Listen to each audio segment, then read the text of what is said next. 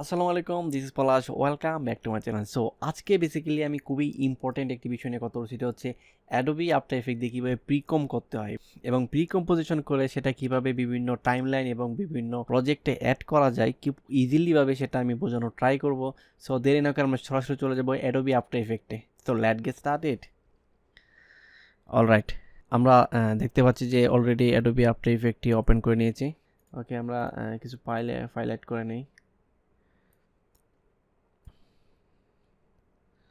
ওকে, আমি একটা file add করছি, আমি আরেকটি ফাইল অ্যাড করি,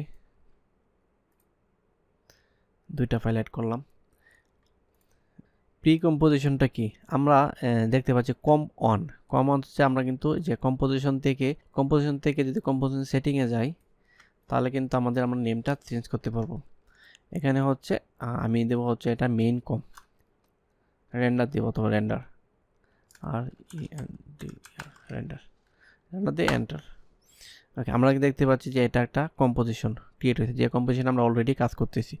তো আমি চাই যে এখন হচ্ছে আরেকটা কম্পোজিশন ক্রিয়েট করব আমাদের কাজের সুবিধার্থে। হয়তো এখন আমরা দেখতে পাচ্ছি যে আমাদের প্রজেক্টটা খুব একটা বড় নয়, তারপরও আমরা যেন ইজিলি বুঝতে পারি যে কম্পোজিশনটা কি, সেটি আজকে দেখানোর ট্রাই করব। আমি যদি এখানে একটা টেক্সট লেয়ার নেই, আমি আমার নামটি দিলাম, এখানে একটা অন্য কালার দিয়ে দিই যেন ইজিলি আমরা দেখতে পারি। তাও দেখা যাচ্ছে না, হোয়াইট কালার। আমি একটা ড্রপ শেডও দিয়ে দিই, তাহলে হয়তো একটু ভালো লাগবে। আমরা একটা টেক্সট লেয়ার নিলাম, এখানে দেখতে হচ্ছে টেক্সট লেয়ারটা আমি উপরে রাখলাম, এবং এখানে কিন্তু আরও দুইটি ফাইল আছে। দুইটি ফাইলের উপরেরটা আমি একটু ছোট করে দেব, আমি এটাকে এখানে রাখলাম। এখন আমি চাচ্ছি যে নিচে যে লোগো অ্যানিমেশন 6 শুধু এটা থাকবে, আর দুইটা আমি আলাদাভাবে কাজ করব। তাহলে কি করব, লেয়ার 1 এটাকে ক্লিক করব, অ্যান্ড সেকেন্ডলি শিফটে ধরে সেকেন্ড এটাতে ক্লিক করে ধরে রাইট ক্লিক অ্যান্ড প্রিকম্পোজিশন যদি করি তাহলে কিন্তু এখানে একটি অলরেডি প্রিকম অন দেখাচ্ছে। আমি নেমটা চেঞ্জ করব না, জাস্ট ওকে যদি দেই তাহলে কিন্তু আমাদের দুইটা যে লেয়ার, সেই লেয়ারটা কিন্তু আমাদের প্রিকম অনের ভিতরে চলে গেছে অলরেডি। আচ্ছা, আমি যদি এখানে হাইড বাটনটা একটু করি তাহলে কিন্তু আমরা দেখতে পাচ্ছি যে আসলে আমাদের কি চেঞ্জ হয়েছে। ওকে, এখন যদি আপনাকে পজিশন রোটেশন করি, অ্যাজ এক্সাম্পল পজিশন, আমরা যদি এটা মুভ করি তাহলে কিন্তু দুটোটা একসাথে মুভ হচ্ছে। ঠিক আছে, দুটো কিন্তু একসাথে মুভ হচ্ছে। আমরা যদি এখন স্কেলে যাই, স্কেলেও কিন্তু আমাদের সেম, দুটোটা একসাথে হবে। আমরা এখন যা যা করব দুটোটা একসাথে হবে, এটাই হচ্ছে বড় সুবিধা। আরও সুবিধা হচ্ছে আমরা যখন বড় বড় অ্যানিমেশনগুলো করব তখন প্রি কম্পোজিশন ছাড়া আমরা যদি অ্যানিমেশনটা করতে যাই, কিছু কিছু অ্যানিমেশন আছে একদম অলমোস্ট ইম্পসিবল, যে করাই যাবে না, আর করা গেলেও সেটা অনেক ডিফিকাল্ট হবে। আচ্ছা, আমরা হয়তো বুঝতে পারছি অলরেডি একটু।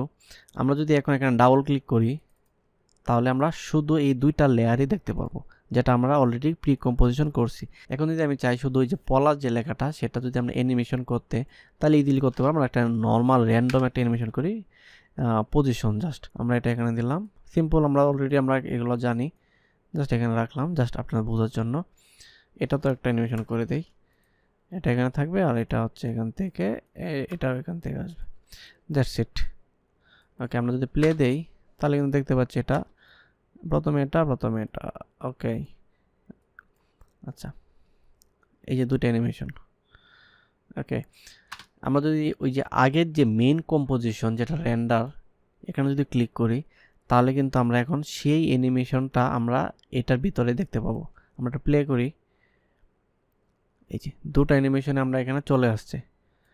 আবার একটা প্লে দিই, দুটো অ্যানিমেশনে কিন্তু চলে আসছে। আমরা কিন্তু এখানে এটার মধ্যে কিন্তু কোনো অ্যানিমেশন করি নাই, কিন্তু এটার আন্ডারে, এটার ভিতরে কিন্তু আমরা এই দুইটা অ্যানিমেশন করছি। আমরা যদি এখানে কোনো কিছু অ্যাড করি, অ্যাজ এক্সাম্পল আমরা যদি একটা ইমেজ অ্যাড করি, অথবা আমরা হচ্ছে একটা লোগো অ্যাড করি, লোগোটা আমরা এখানে রেখে দিই, ডাইরেক্ট লোগোটা আমরা এখানে রাখলাম এক্সাম্পল। আচ্ছা, আমরা লোগোটা নিচে রাখি, দেখতে হয়তো ভালো লাগবে লোগো। এখন যদি আমি আবার রেন্ডারে যাই মেন কম, তাহলে কিন্তু আমরা সেই লোগোটাও আমরা দেখতে পাচ্ছি, লোগোটা কিন্তু আমরা দেখতে পাচ্ছি। আমরা যদি এখন চাই যে লোগোটা অ্যানিমেশন করবো অথবা লোগোটা ছোটো বড়ো করার কোনো দরকার আছে, তাহলে কিন্তু আমরা এখান থেকে করতে পারবো না। আমরা কিন্তু এখানে ডাবল ক্লিক করতে হবে অথবা আমরা প্রিকম অন এখানে যেতে হবে। তারপর জাস্ট আমরা এখান থেকে যা ইচ্ছা তাই করতে পারবো, আমাদের যা ইচ্ছা তাই করতে পারতেছি। ওকে, আমরা একটু বড় করে দিলাম। আমরা যদি আবার রেন্ডারে যাই দেখতে পারেন